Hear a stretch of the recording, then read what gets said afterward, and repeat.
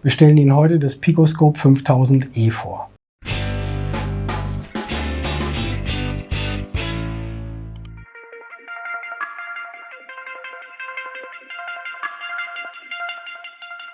Hallo und willkommen bei Datatec zum neuen Unboxed-Video.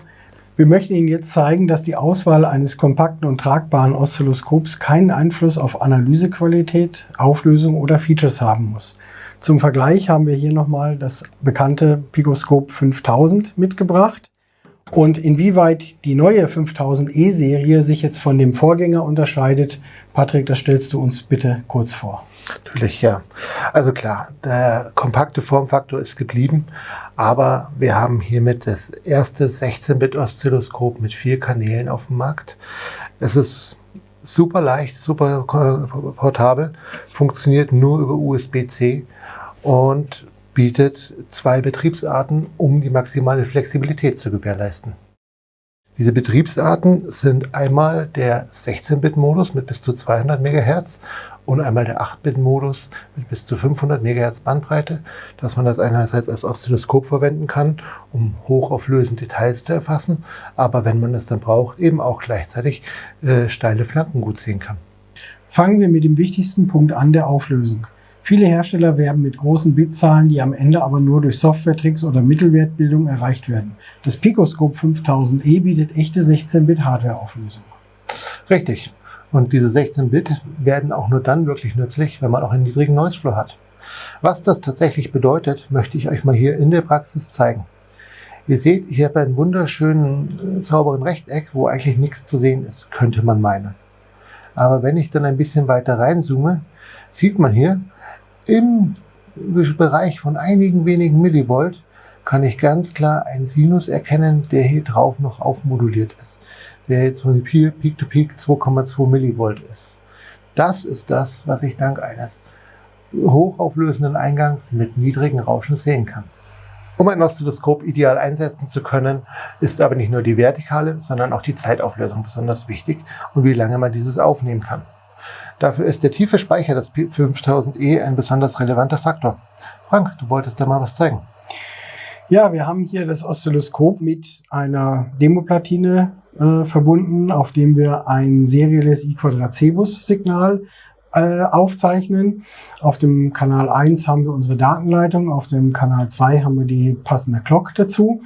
Und ich gehe jetzt hier in der Picoscope Software auf das Einrichten. Da gehe ich über das serielle Dekodieren.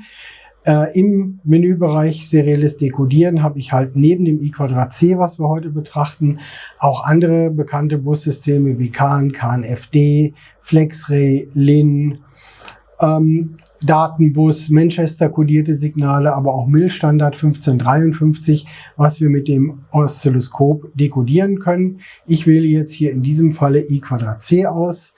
Wir haben auf dem Kanal 1 als Datenkanal und auf dem Kanal 2 haben wir die Clock. Die Einstellungen für Threshold und Hysterese wird automatisch von der Software übernommen. Ich gehe auf Next, wähle mir dann die Einstellung, wie ich das grafisch dargestellt haben möchte. In diesem Fall möchte ich das Ganze als ASCII und Hex-Wert dargestellt haben. Gehe auf Weiter und schon habe ich alles eingerichtet und kann jetzt mit der Aufzeichnung starten. Und Sie sehen, es wird ein Frame nach dem anderen aufgenommen und vom Oszilloskop über die Schnittstelle in den Laptop übertragen. Wenn ich jetzt über einen längeren Zeitraum viele Frames aufgezeichnet habe und nach einem bestimmten Datenwert suchen möchte, kann ich die Aufnahme beispielsweise stoppen, gehe hier in die Suchfelder rein, suche mir jetzt den Wert Data aus, gebe einen Wert ein, in dem Falle, ich sehe, ich habe hier die Werte entweder Schweden oder Stockholm, suche mir jetzt einfach den Wert Stockholm aus und kann jetzt durch die Signale hier entsprechend durchspringen und er zeigt mir jeden einzelnen Frame an, in dem ich das Wort gefunden habe. Per Doppelklick kriege ich hier oben, springe ich dann in den entsprechenden Frame rein und kann mir die Details angucken. So kann ich natürlich auch sehr einfach auf Fehler, wenn ich sie gefunden habe und identifiziert habe, triggern und mir das Frame dann genau angucken. Bei 2 Gigasample Speichertiefe und mehr als 2 Millionen Waveforms pro Sekunde Update Rate bekomme ich ja eine sehr große Menge an Daten. Wie kann ich dort in diesen Daten sinnvoll und effektiv nach Fehlern oder Problemen suchen? Das ist ein Problem, das man mit modernen Oszilloskopen tatsächlich häufig hat. Wir zeichnen inzwischen so viele Daten auf, dass die Analyse der komplexeren Teile sehr Erfassung ist. Mit Picoscope 7 liefern wir hierfür ein sehr, sehr wertvolles Werkzeug mit, Deep Measure. Ich sehe jetzt hier einen 50 Kilohertz Clock, der lange aufgezeichnet wird.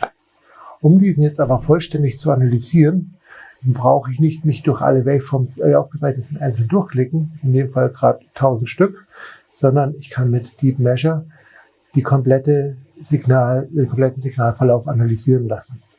Ich wähle jetzt hier All Buffers aus und dann zeigt er mir die verschiedenen Charakteristika an, auf denen er jeden einzelnen Zyklus in diesem Signal analysiert.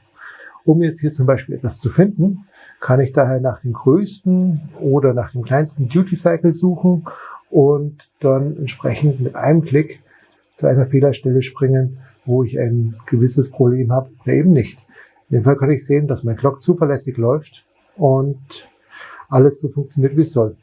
Das heißt also, wenn ich jetzt beispielsweise bei diesem 50 Kilohertz Signal eine Anomalie in der Frequenz erkennen möchte oder feststelle, zeigt er mir das hier in der Tabelle ganz einfach an und ich kann auf das entsprechende Frame springen. Genau, das ist ein Klick und dann sehen wir hier eine Frequenz mit 40 Kilohertz. Einmal draufklicken und dann sehen wir, okay, in diesem Zyklus ist Zyklus 8 und in diesem Buffer hier ist Zyklus 8 zu kurz. Hier ist was schiefgelaufen, den können wir entsprechend als Fehlerquelle identifizieren. Das waren jetzt sehr viele interessante Dinge, die wir heute kennengelernt haben. Vielen Dank, Patrick, dass du heute hier warst. Danke für die Einladung, hat Spaß gemacht. Sie möchten mehr über das Gerät erfahren, kontaktieren Sie uns gerne für eine Vorführung vor Ort. Die Details unter www.datatec.eu.